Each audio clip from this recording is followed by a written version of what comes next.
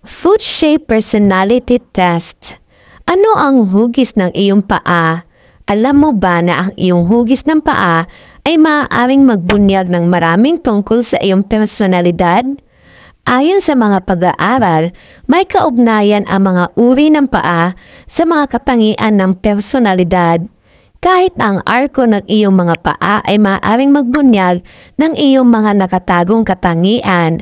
Sinasabi ng mga pag-aaral na ang mga taong may mataas na arko ay may intelektual na personalidad na maaaring mag-isip ng mas mahusay para sa kanilang sarili.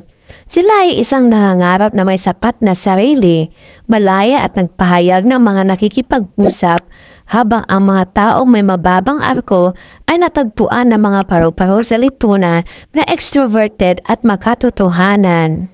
Kung interesado kang matuto ng higit pa tungkol sa iyong sariling personalidad, maaari mong isaalang-alang ang pagkuha ng isang Foot Shape Personality Test. Ang artikulong ito na hugis ng paa ng personality test ay tutulong sa iyo na matuktasan ang iyong hugis ng paa at ang iyong mga katangian ng personalidad, kalakasan, kahinaan, kalikasan, mindset, at estilo ng pag-uugali. Ikaw ba ay malaya at malikhain, may tiwala sa sarili at bukas, matalino at mapanuri, o praktikal at maaasahan? Maganda na i-decode ang iyong personalidad ng paisa-isa. Una, Roman foot. Kung ikaw ay may Roman foot shape personality, ikaw ay outgoing, social at friendly.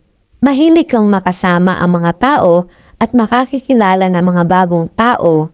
Magaling ka rin sa networking at paggawa ng mga koneksyon. Ikaw ay lubos na tiwala at assertive. Malakas ang pakiramdam mo sa pamumuno. Pambihirang mahusay ang iyong pagganap upang makakuha ng palakpakan sa iyong lugar ng trabaho. Mayroon kang isang natatanging estilo ng paggawa ng trabaho. Hindi mo kinokopya ang iba at mahirap para sa iba na kopyahin ka. Hindi ka natatakot na sabihin ang iyong isip at hindi ka natatakot na mamahala. Malamang na maging matagumpay ka sa anumang ginagawa mo. Medyo balanse ka rin at naaayon sa iyong mga hangarin. Magaling ka sa parehong pag-iisip at pakiramdam.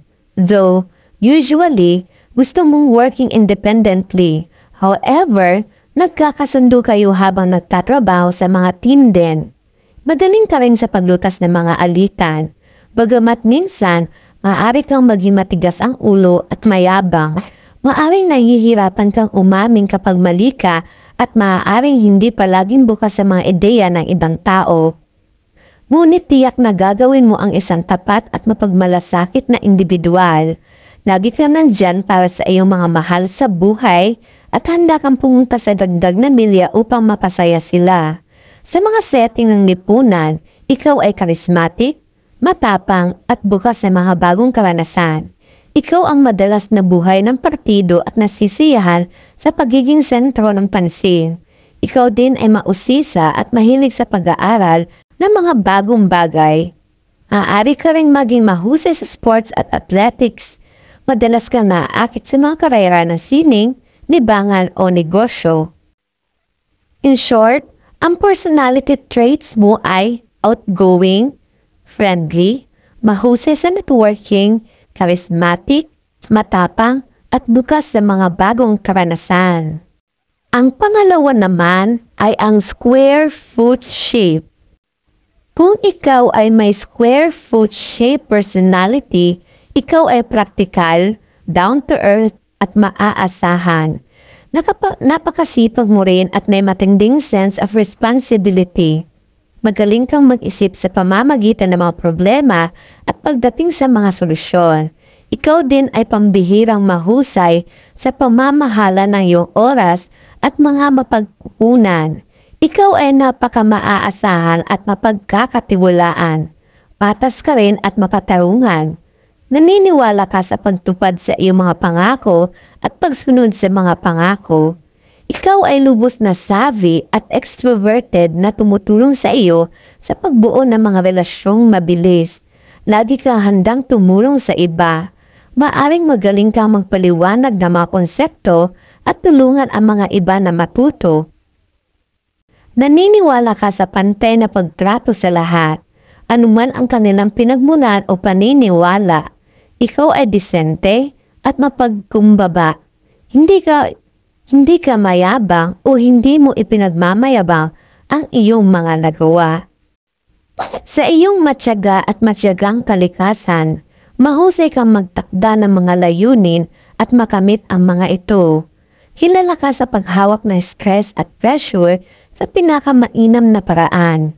Hindi ka madaling mag-swayed sa pamamagitan ng emosyon o idealismo, at ikaw ay may posibilidad na maging napaka-grounded sa katotohanan. Maari ka ring maging mapanuri at lohikal.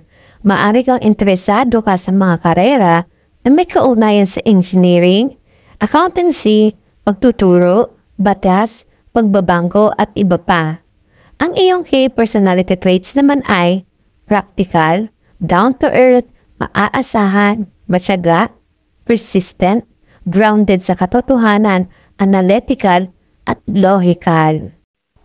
Ang pangatlo ay ang Greek foot personality. Kung mayroon kang Greek foot na hugis, ikaw ay malikhain, intuitive at madamdamin. Medyo energetic ka rin at malakas ang sense of adventure. Magaling kang makaisip ng mga bagong ideya. Magaling kang makita ang malaking larawan. Ikaw ay palaging up para sa isang bagong hamon. Nasisiyahan ka sa iba't ibang paraan at mga bagong paraan upang maipahayag ang iyong sarili. Medyo magaling ka rin sa pag-motivate at pagbibigay inspirasyon sa iba. Naniniwala ka sa kapangyarihan ng mga pangarap at naniniwala na anumang bagay ay posible.